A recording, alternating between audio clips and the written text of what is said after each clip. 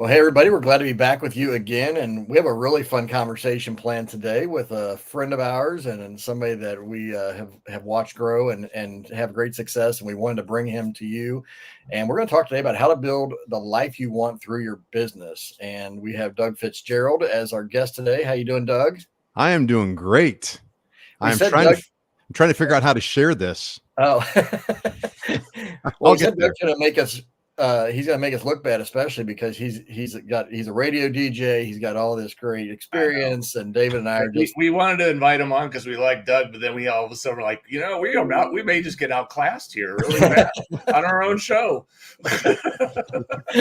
No, we're thrilled you're here, Doug. And the topic of this is something we talk about tactical things at times, but we also talk a lot about the mindset and the attitude of just how our businesses provide opportunities, but also challenges in our lives. And so we're glad that you could join us because I know you've got a great story to share today. But before we kind of get to that, just the reason behind this, folks, is that there really are a few better ways to create a life of freedom that you want than your own business. But that also brings its own challenges, along with the opportunities. You can make more money and determine what that looks like for you. You can get freedom of your time. And really what I like to say is just developing that lifestyle freedom that I think so many people really realize that they wanted, especially when COVID hit 4 years ago. And that's the thing, guys, it's almost 4 years to the day where we started our two weeks to flatten the curve. And a lot of things change for people in their mindset about work. Is it flat yet, Chris? I don't know. I don't know. It's probably flat. Is it? It's flat like the earth. We just gave up. Yeah, I think we did. I think we just surrendered that. But I mean, David, this is something I know is near and dear to your heart as well. I mean, what do you have to say as we kind of kick things off this morning? Well, yeah, I mean, this is something for me if you ask me the question of why do you become an entrepreneur? Why do you start your own business and go down this journey? And for a lot of people, their initial reason is always, I want to be able to make some money and I want to be able to support myself and do things on that. But for me, that was never really the right. I mean, that was obviously part of the reason, but for me, it was never the reason. And for me, the reason was freedom. It was the freedom to live the life that I wanted to live, because I had worked in corporate America for a lot of years and I got handed jobs. Like somebody would quit and say, yeah, we're not going to replace them, so you got to do their job now. And I was like, what? What if I don't want to do their job? And they just looked at me like, you earn more work for doing good work, right? Yes. I was like, well, gosh, I guess I should have really sucked at the last project a little bit more. Like, what in the world? This is my reward. They quit. Now I get all their work and no increase in pay. Nope. And but stuff like that happened for years and years and years. And I was just like, this is not, I have no control over my life. I'm just being thrown around by someone else's whims. And so for me, it was the freedom to live the life that I want, to work on the work that I wanted to do, to obviously be able to have the freedom to do things like being able to earn the income that you want to be able to earn, that you feel like you could do. And then the one that I really wanted to talk with Doug about today was the freedom to be able to use now these other things in your life to have an impact on others. And I know this is something that I see in Doug a lot here lately, is that Doug has used a lot of his platform now and the things that he's built and the things that he's done to start getting involved in some meaningful and important causes. And this to me is where this is where it all kind of comes full circle for me. And that's why I want people to understand that this is really the value of what can happen when you can build that business to create that freedom, the lifestyle that you want, that you can now use it to make a difference in the world. Well, and Doug, you have a book. I want to give everybody a shout out. Here's your book, One Shot, One Life. It's great. It's a great book. It's actually not it's a quick and easy read. You've made it that way, but you've given some really powerful exercises in there for people to utilize and do and work through this. So why don't you give us a little bit of your story? Just tell us what has been your journey to even make you somebody that, is able to speak to this topic today. Well, I think back, and I've shared the story a lot, but I think back when I was a kid and I grew up on a farm and just outside a small town called Albion in Nebraska. So, I'm a farm kid and I would shoot baskets in our driveway with the big old boom box, listening to Casey Kasem. I mean, that's what I did. And I wanted to be Casey Kasem one day. That's just the dream that stuck with me. I don't know why. I don't know why God put it there, but that was the initial seed. And the other part of that was learning, as I look back on my life, my dad was an entrepreneur. He was a farmer and he also had a fuel business. So he was running both of those things at the same time. And unbeknownst to me at the time, that was planting seeds, right, in my heart to say, I saw what the life of an entrepreneur was like. I wasn't thinking about it back then, but I saw that. And then not only that, I was fortunate enough, and I know not everybody has this, but I was fortunate enough to have, the support of my parents to pursue. Anytime that I wanted to do anything at school or anything, they would encourage me to go for it. And so there was a station that opened up in our little tiny town of Albion, KLBN. And so I was like, man, I want to be on the radio. And I told my folks, and they're like, well, go talk to them. Like, what's holding you back? So I walked into the general manager and I said, listen, I'd love to work here. And he said, all right, I'll put you on the weekends. And guess what I got to do? I got to play Casey Kasem on the weekends. That's how I started out. So That's wild. That's my story. And from there, it just grew. The passion for radio grew. The passion to communicate with people grew. Ultimately, the passion to love and support people. My folks were always encouraging people growing up. They were always helping people, supporting people, getting involved when they knew there needed to be a difference. My dad ran for school board, not because he wanted to. He ran for school board because he saw changes that he thought needed to be made. He ran, he served his 4 years, and he got out. Everybody's like, we want you in. As a matter of fact, when they went to re-elect for school board the year that he stepped out, he actually got enough votes to actually be put back on as a write-in ballot. But he's like, no, I don't want to do this. Yeah. I served my time for the purpose and I'm moving on. Yeah. And so I had that kind of foundation in my life, which again, it's unique. And I know not everybody has that, but that's my story. And from there, I've had several different business entrepreneur ventures, several that have failed, a handful that have made it. And fast forward to, around COVID, I started doing live videos like this on social media. One of the local radio stations made a connection there. They offered me a spot to have my own radio show. And so that's a nationwide syndicated show now on 8 different cities around the country, which is pretty cool. Yeah. Working on some other ventures as well for a daily show. So that's kind of my radio side. The other side of it is about 20 years ago, started with a company called Beachbody as a founding partner. And we worked our tails off. We owned our own business. It was a network marketing venture, but we owned our own business. Grew that thing to, 40, 50,000 people. But we worked our tails off. And as an entrepreneur, you work with what you're passionate about. If you're not passionate, I've got several different thoughts I want to share, but I think one of the first ones is if you're not passionate about what you're going to do, like a lot of people say, well, I just want to start a business and I just want to make some money. Well, that's great. And I think that's a great goal.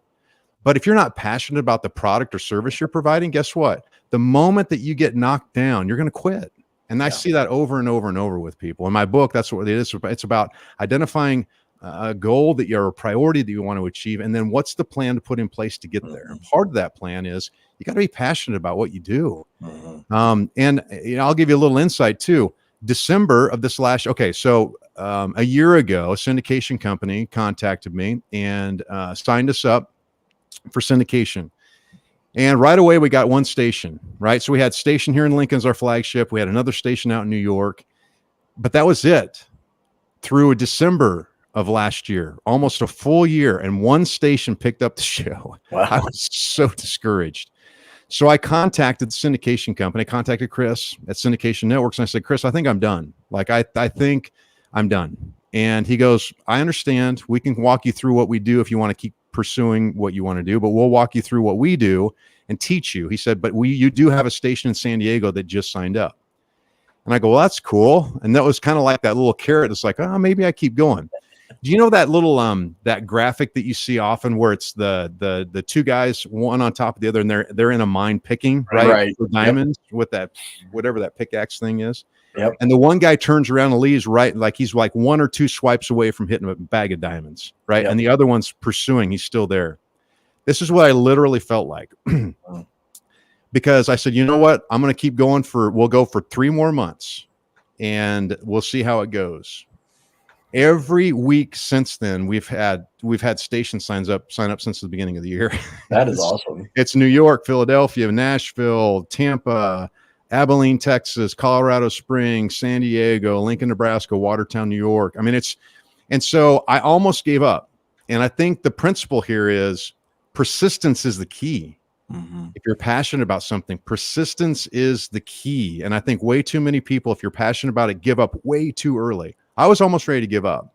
Not because I hadn't given it a chance, not because I hadn't worked my tail off.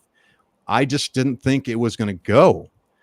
Now, out of that, over the last couple of months, there's an opportunity where I'll be able to do a daily radio show. Here's the kicker, guys. I'm 54 years old. All right. Almost 55. I feel like this moment where I am today is what I was created to be. Mm. Now, it's built off of itself over the years. It started out with a boombox on a basketball court, right? And parents that supported me moving forward. But at 54 years old, I finally feel like I am where I'm supposed to be. Mm. Mentally, emotionally, spiritually, physically. And it's taken this long to get there. Wow. And I don't know what that means. Again, maybe that's just unique to me. But again, it goes back to that whole idea. If you're not persistent at what you do that you're passionate about, you're going to lose out on some pretty awesome opportunities, I think. And I've seen that happen over and over in my life. But Doug, as you're talking, my mind's blowing up with different thoughts and ideas and questions here, because by all means and all rights, you could have stopped and said, you know, your Beachbody business, we were successful, right? We can rest on our laurels. Or I can be content with doing a local radio show in my hometown, and I can just enjoy this, right? Or whatever. But I think it's very interesting what you just said there, is that you're now, after all that other success, now you feel like you're walking into this season of what you were created to do, and where it's all been building. And I'd love to have you kind of just talk about what are some pivotal moments that allowed you to know, okay, when you started the Beachbody business, or when you started the radio show, in Lincoln, and then decided to do syndicate, like, and even other things, like other, what were those key moments in your life that kind of helped you plot that course on the journey? Well, I think the first one was I was early in my 20s. My wife and I are just married, and I wanted to start my own business venture. So we did a graphic design publishing company, and one of the scariest moments in my life, I went to my dad and said, listen, I need $10,000. Now, $10,000 today isn't like what $10,000 was in 1990.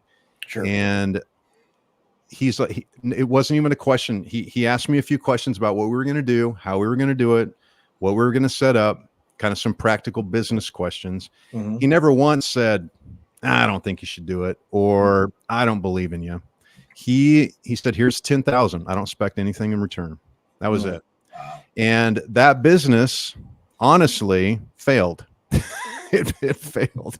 We went for a couple of years, and my partner and I, that's a whole nother story, partnerships. But my partner and I didn't see eye to eye on some things, and I sold out enough to pay my dad back. But I could have gave up at that point with that entrepreneurial spirit. I didn't. I went into the next thing and the next thing and the next thing, several of them which failed. But a few of them took off. And I think that moment where my dad said, I believe in you, was a pivotal moment for me. And this is going to be behind the scenes pivotal moments for me. Another one is my spouse, my wife, Tammy. She has supported me all along the way. She believes in what I do. That support, not a one-time event, that's a perpetual over and over event. She's my biggest cheerleader. If I didn't have her, then I wouldn't be pursuing a lot of what I do.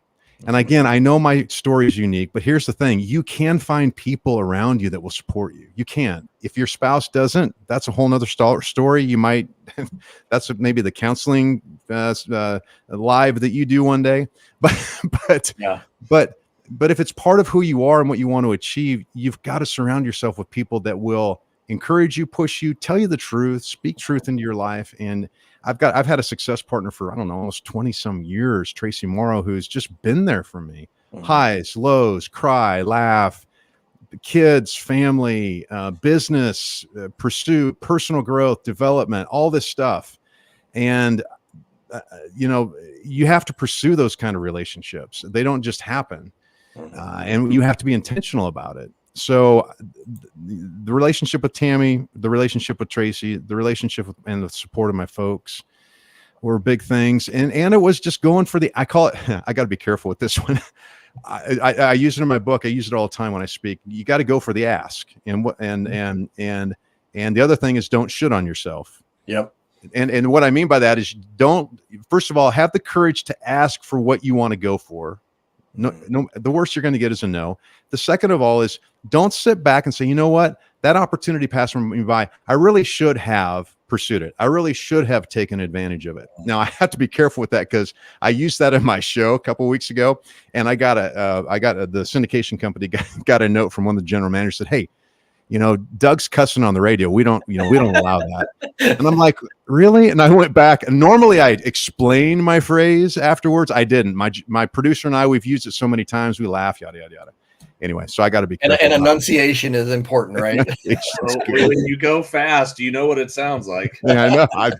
That's the reason why I do it. That's right. It just wakes people up a little bit. I guess it woke up that general manager. So, and at least he was listening to the show. So that's even a better thing. There you go. It was like a test. So I don't know if that answered your question, but that's more of a behind the scenes. Yeah. Well, I think that's really good, because I think, to your point, right? I mean, it's easy for people to see the success, but what did it take? You mentioned at least one failure, but other failures that you mentioned kind of along the way, like you were discovering probably each step of the way more and more probably about the things to really focus on, to learn and grow in, I would assume. I mean, I don't know if you want to speak to that at all, about what did those failures teach you along the way? The reason why, and I've thought about this over the last few weeks, the reason why I feel like I'm really where I'm supposed to be now is because all of that laid the foundation. If I hadn't experienced all those things, successes, failures, relationships, strained relationships, finances, opportunities, if I didn't have those and keep pursuing those, I wouldn't be in this moment. So good and bad, they're all important. They're all vital to learn from, if we're willing to put ourselves in the moment, to allow yourself. Hey, trust me, I've got a prayer room. There's been many days where I've been flat on my face, bawling my brains out. People don't see that. There's been days when I've just been sick to my stomach about certain things that have happened or that I needed to change or whatever. People don't see that. Those are the character building moments. When I have to reach out and ask for help, which I hate to do. But when I have to do those things, those are character building moments, and those build the foundation for where I'm at today. And I think for everybody, and for you guys too, I'm sure as you look back, if you don't keep pursuing and allowing those moments to be a growth phase in your life, then you're going to miss out. I could retire and be done and just go golf the rest of my life. That's not my heart. I call it the factor. It's that feeling inside that I can't describe. It's like, no, I'm called to serve people. I don't know what it looks like sometimes. I don't know how it happened. I've got a tattoo right here about Moses when he's, when God tells him, go to the Pharaoh, go to the leaders of the Jews, and you've got to speak and you've got to stand up and you've got to lead your people. And he's like, I can't do this. I mean, all the excuses in the world. I can't do this. I can't speak. Have my brother do it, is what he said. And God said, am I not the person who gives the ears to hear and the mouth to speak? Now go. I'll give you the words to say. That's how I feel. Like I have to keep remembering that, because if I just relied upon my faith, my personal faith in myself, I would have quit. Yeah. I'd have quit.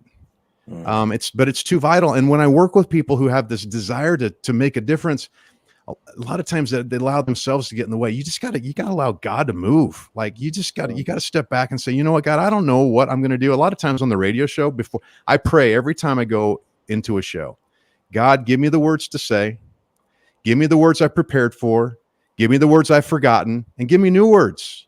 Because this isn't about me, it's about you. And if it fails, it's on you. If it succeeds, it's on you. And isn't that not the truth? Yeah. That takes all the stress off me. Then I just get to go in and play. But that starts with your mindset and your attitude, right? About how you're going into that situation, whatever it may be. And I think that's really important for people to hear. David, what's coming to your mind as you're hearing Doug? Well, I'm just sitting here going, does everybody now have a clear understanding why Doug and I are friends? Is there any? There's some common themes here. Is there any question here? I'm like, Doug and I. Yeah. Are we friends though? It's not that. We're friends with a little mixed in rivalry. We have a little rivalry mixed in with the friendship. So that Hawkeye Cornhusker thing. Yes, we like to tease each other as we go along the way, but no, I mean, Doug and I are sharing the same heartbeat on this. We really, really are. And I know exactly what Doug is talking about because I hear people say, I'm going to work until I'm so and such age and I'm retiring. I'm done. Yeah. And I sit here going, what? Like, what? I mean, I just have this total exact feel of like, no, you don't. You get to quit when you just simply can't go anymore. That's the retirement isn't a word in the Bible. When you have that day where you wake up and go, okay, I can't do this anymore. I'm too old and I'm too worn out and I can't handle it anymore. I need to give it to somebody else. Okay, that'll be the day. But until that day comes, I feel like I have those marching orders from God just saying, go. That's your job. Yep. And I have I have said this before too, Doug, is that I have that, you have that persistence as well. And again, I throughout all my years, I have 3 children, and throughout all my years, I'm now listening to multiple graduation speeches, which many of them have been complete and total stinkers, where I look at it and go, oh my word, that was completely awful. Why did I have to sit through that? There was one that has stuck with me to this day. And it was my son's 8th grade graduation speech from their middle school principal. And she stood up there and said, I want to tell all of you right now, the one thing that is going to cause you to either be successful or fail at whatever you choose to do in your life, and that is grit. Do you have the grit to stick with it? Do you have the grit to stay committed to your dream and to your goal, to even when you get knocked down, even when you fail, even when things don't go right, you just get up, dust yourself off, and go right back to it again. And if you do, eventually you will be successful. And when you have that approach, like, I've said to Chris before that, I have this feeling in my heart that if I didn't do what I'm doing with Design, Launch, Grow, and these other things, that I would have to one day stand before God and he would just look at me and just go, why? Why didn't you do that? That was what I told you to do. Do it. And I'm behind you and I'm going to help you and we're going to make it. And if you don't, I want a really good excuse for why you didn't do it, because, and as well as I do, you don't have one. You don't have one. So get to work. Moses didn't even have a good excuse. He tried. He tried. He was persistent at excusing himself, but and I think a big part of that, Doug, and maybe speak on that a little bit, is you probably run across a lot of entrepreneurs in your journey, like with Beachbody and other business ventures, where you saw people that had that initial desire, that initial want, that initial drive, and it faded because they didn't have the grit David's talking about. They didn't have the stick-to-itiveness. What is that? Is that the character trait you see is really important in this journey? It's, well, the grit, the persistence. I'll take a quick pause here to what David said. Here's the thing: you can fail over and over again. That's fine to me, because I don't. If I wouldn't have pursued, I'd have regrets. And there's a satisfaction with that, even in failure. The second thing is, my dad, to this day, he's never been an elder of a church. He's 84 years old. My mom and my dad. He's like, what? You know what? I'm going to serve as an elder because I'm not done. I'm not done. And he doesn't have great health. I mean, he's struggling with certain things and all that. All right, back to your question, Chris. What did you ask me? Well, just the grit and perseverance. Oh yeah. Is that the key character trait, or are there other things along there too? I want to add to that. I want to add to the grit, to the persistence. I want to add to that is you've got to have you got to have purpose, right? You've got to have, some people call it the why. I use that in my book. But you've got to have an emotional attachment to it. If you don't, it's just a thing. Yeah. So with the Beachbody thing, there was an emotional attachment. One, because Beachbody had transformed my health long before we started the business. I believed in the product 110%. I talked about it. I shared about it. I sold probably millions of dollars worth of product before we even started the business side of it. So I believed in it. A lot of people along the way after that would get involved with the Beachbody business wouldn't necessarily believe in it. They wanted to latch on to the hope that maybe it would make them some money. It was a quick fix kind of thing for them, probably. Right. So I would encourage people, what is that passion you have? What's the purpose? How do you live that out? Another thing I was thinking about, David, since we would message back and forth, and I go back and forth with this because there would be people in Beachbody or other things that when I'm coaching people where I can see right away they're not going to be successful. I just and be honest enough with them to say, listen, this isn't for you. And I don't know what it is. Maybe it's the passion, lack of purpose, lack of persistence, lack of, whatever. And a lot of times in the entrepreneur world, I'll hear from people say, well, there's some people that just aren't cut out to be entrepreneurs. Okay. Probably true. But that may be false too. And here's why I say that, because there's a person in my life that I know she would not consider herself an entrepreneur. I don't think, from the first mindset, but nor would she maybe even consider what she does entrepreneurial. But you know what she's done? She's a behind the scenes supporter. She's supported me for decades. She loves to get in, because there need to be people on your team, right, that are willing to do the behind the scenes work. But here's the thing that she did. She knew that she started a business where she does behind the scenes work for people. Now, a lot of people would say, well, that's not entrepreneurial. She's not an entrepreneur. No, she's earning money at her own business, supporting people behind the scenes. Okay. So I heard the term intrapreneur recently. Oh, that is, I like that. Basically, it is that whole idea that you have an entrepreneurial mind and attitude, but you don't want to be or have a desire or calling to be out front with the entrepreneur. So you come alongside entrepreneurs to help them as that behind the scenes person. Yeah, I like that. Yeah, I've just been an attitude. It's a mindset, right? Yeah. So, yeah. Anyway, I don't know. There you go.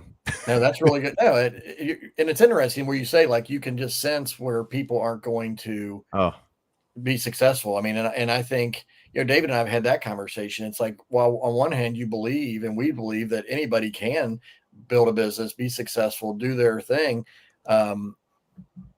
They have to believe it too. You talked about faith early on, and I think that's obviously something we talk about too, is just how key, faith in God, yes, but faith that we believe God's even equipped us, empowered us, prepared us to do the thing we're doing is so important. Because like David said, if we don't feel like we have that calling, if we don't have that purpose that you mentioned, Doug, then that's not going to be motivating when the hard times come, and they come. Right. And you gotta figure out, what is it for you, right? What is it for you? What's that passion? Turn that into something. I'm COO, right? Okay. So we've got like 4 different businesses that we're doing. I'm COO now of Lincoln Coin and Bullion. I love, since I've been a kid, coins, gold, silver. David knows that. I mean, it's part of my passion. So this, the owner needed some help with reorganize. There you go. Oh yeah. Can't get the camera to focus on him. I got my little silver. Yes. You're a wise man, my friend. The gold and silver are mine, says the Lord. All right. So that's a side note. I think it's Malachi or something like that. Haggai somewhere in there. I got to just totally sidetracked. Oh, but I saw where he had a need. He had some employees. I'm like, let me come alongside you and help. That's it. I've been buying from you for 15 years. I love what you do. And he was in that point. We do $100,000 to $300,000 in sales and purchases a week. It's unbelievable. But the people and the stories and the help and the way to be able to serve, but it's one of my passions. Now, 9 times out of 10 people I talk to about gold and silver, they laugh and they go, that's cute. But to me, it's Disney World every day. It literally is. I'm passionate about it. But I wouldn't be doing that on top of everything else I'm doing if I wasn't passionate about it. You know what I'm saying? And on the cool thing about it, let me give you a little insight. Cool thing about it is this guy has a storefront, and then next door there's been a section that's been vacant for 2 years. He's been looking to expand, but then he had a couple setbacks with employees and all that. Anyway, I said, well, man, it'd be great to have some more space in here. Anyway, fast forward today, I signed my lease for my side of a third of that space, which is for my radio show, daily show, and my son's podcast. Wow. And he's expanding his side into the other half of it. So I get to go in. Now, see, this is where you create, right? Everything's kind of coming together, right? Yes, you create opportunity. So I get to go in. My goal is to be able to open, go in, shut things off at 2 for me. I get to go across the hall, work on my radio stuff and my show stuff. I'm in Disneyland. Like who gets to live this life? Yeah. But that's creating, right? It's creating an opportunity. I don't know if that was God's initial intent for me to go in there and say, hey, let me help you out. But that's what's happened. And so you've got to have a purpose, a reason, you've got to understand, but then you have to have a little bit of a vision to say, listen, what if, and start dreaming a little bit and then start asking questions. But you mentioned in your book too, Doug, that it can't just stay there, right? It's got to have a true plan that's of action. You've got to take action. And I know for me, I'm an action taker, but one of the things I've had to, I'll say, mature and grow in is don't just stay busy acting, but be strategic in your front end. And this is where I appreciate David a lot, is he's very strategic and thoughtful about, the steps that need to be taken. And when I tell people, if I have a checklist, if you give me 10 things to do to be successful in something, I will knock those things out with a passion. But I have had to learn, and I'm still learning, how to be that strategic thinker from a planning side of things. So maybe speak to that a little bit of what that, not just the faith and the perseverance, but how important has planning and being strategic been for you? Yeah, it's one of the things I appreciate about David is, and I've had him on my radio show a couple times, is I only bring people on my show, number one, that I trust, number two, that have a proven plan. And what I mean by that is it's a plan that has been lived out. It's proven itself. It's been successful. It's not a pie in the sky. There are so many people out there pitching crap, right? Pitching junk that they're duping people. They've never lived it out. There's so many health and fitness stuff out there that those people promoting it have never, even whether they've used the product or not. I've known some that even haven't even used the product, but they're promoting it. No, proven plan. Find out, talk to people who are where you want to be. Talk to people who are doing what you want to do, and then find out, how did they do it? Find the proven plan, find those people, and then use that. You're going to save so much time, so much heartache, so much money, so much wasted time by simply doing that. But part of that proven plan then is it gives you pieces of a roadmap to follow. And you got to be strategic. You got to be disciplined. I mean, I know I'm not the most organized person in the world, but I can dupe it, I guess. Maybe people think I am. But I've got a plan in my head, and I try to write it down. I have whiteboards in almost every room in my house. So that kind of keeps me focused a little bit. But you've got to have the next step plan. And part of, like, expanding, right, to offices and to having a place to do my show. Right now we do the show in my house. Great studio. We set it all up and everything. But it's kind of awkward if we have a local guest come in my house. Yeah. I mean, for people I know, it's great, but people I don't know, sure. Kind of weird for them, weird for me, blah, blah, blah. This is going to be so much more helpful, right? But it's that planning process of saying, all right, if we're going to grow this, then we're going. And also it's a commitment factor, right? I'm putting down 2 years of my life to say, listen, I'm committing to this place, which means I'm also committing to the plan. I'm committing to it. So there's different, I'm thinking out loud as we're talking about now. It's kind of one of those things like Tammy's like, well, now you got to earn more money. I'm like, yep. All right. You're right. Got to earn more money. Got to earn a couple more $1,000 a month. Yeah. Pay for the place. But that's a motivator too, right? Motivator. I mean, what else am I going to do? Yeah.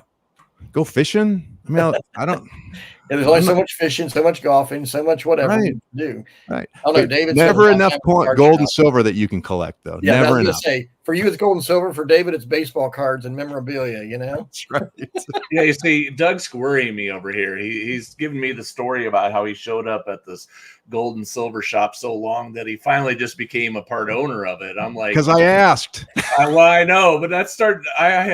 I even the owner of the sports card store one day looked at me. It's kind of like, I almost got to find a way to bring you in. I'm like, I don't know if this is a good idea.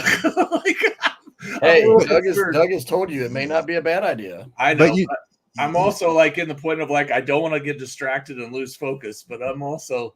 So that's where I'm at right now. But so here's the interesting thing about that. So when I went in, I had to pursue Pat for a couple of few weeks. I'm like, Pat, come on, you can't keep doing this by yourself.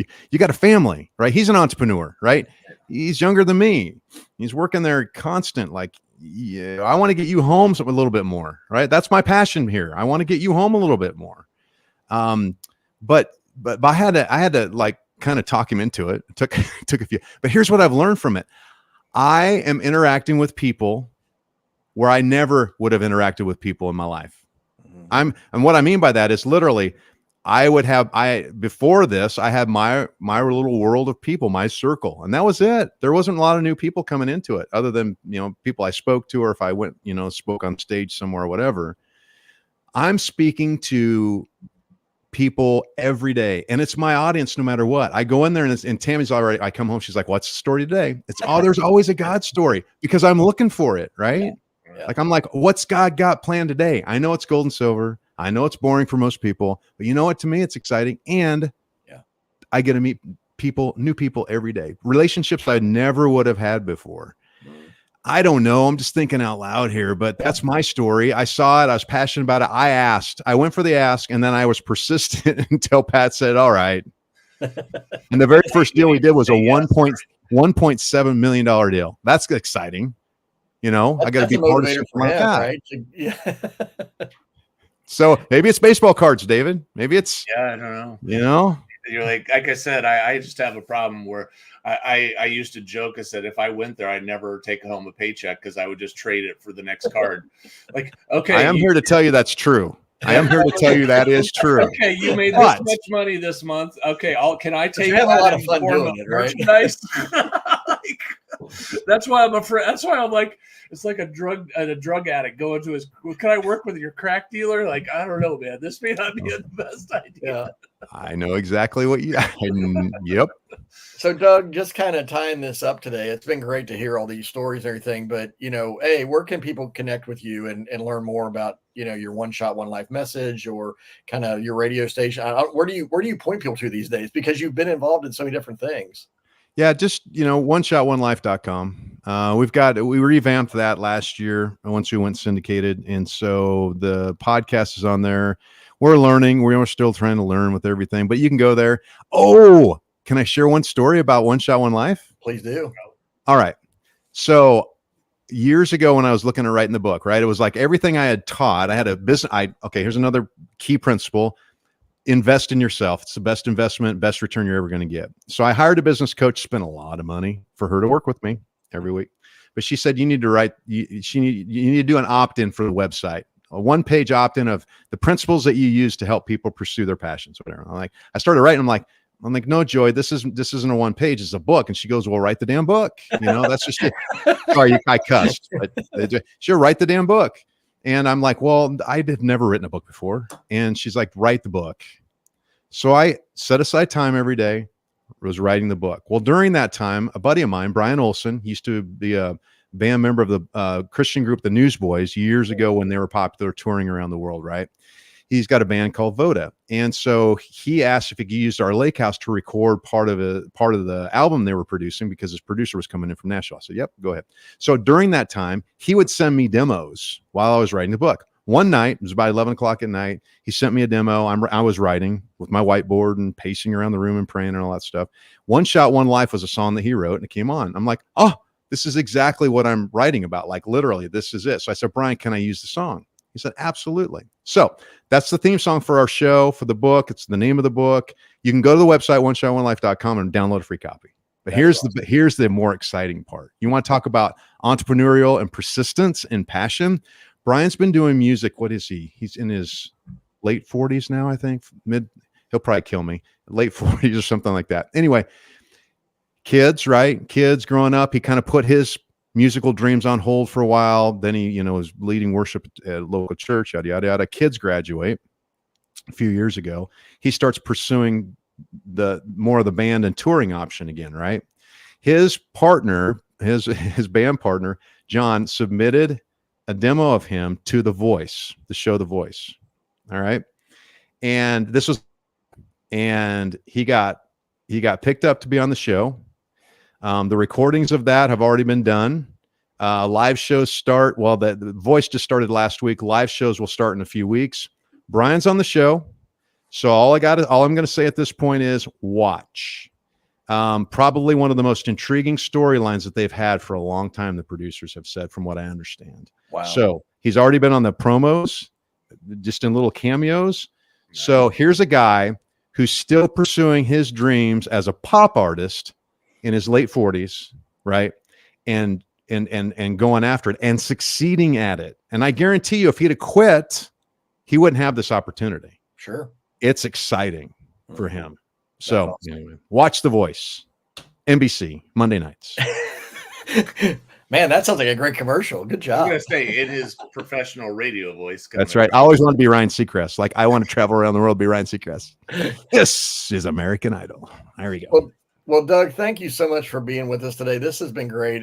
Folks, there's so many nuggets in here. So I think it's one of those things where it's like, watch or listen to the replay too, again, because they're through the stories, right, or the principles. And then we've obviously pulled out some of those today, but this is exactly what we talk about. I mean, this is why we do Design, Launch, Grow, right, David? This is why we have committed to building a proven path, building, specific roadmaps now to help people really take those steps, because we don't want people's message or their calling trapped and lost, right? We want to help people and empower people and guide people to have that success. So if you have this idea, you have this dream, you have this calling, you're like, I need to share this message with people, whether it's as a coach, a course creator, whatever it may be, a speaker, a trainer, check out designlaunchgrow.com. We would love to have you join our program, get on the coaching calls, do the training videos, all the things that we have built because they've been systematically produced. David has pushed me and pushed me and pushed me and continues to push me to get to think more strategically. And it's been great. At the end, I don't like it in the middle, by the way, but I'm annoying until it gets there. You're, and it's a good annoying. It's needed. It's that partnership thing, right? It's that need to have somebody pushing you that Doug was mentioning too. But so folks, check that out, designlaunchgrow.com. Check out Doug's website, oneshot1life.com. Listen to the radio show, the podcast. Doug, we're super excited for all that's happening for you and with you and through you. And we just maybe a year from now, we need to have you back on and get an update and kind of learn the next leg of the story and the journey. Sure. No, I thank you. I love you guys. I appreciate, Chris, what you do, David, what you do. Keep doing it. I am grateful for you, and your voice needs to be out there more, encouraging people and helping people and serving people. So thank you for what you do. And thanks for the honor of being on. Absolutely. Well, folks, we'll see you next time on the show.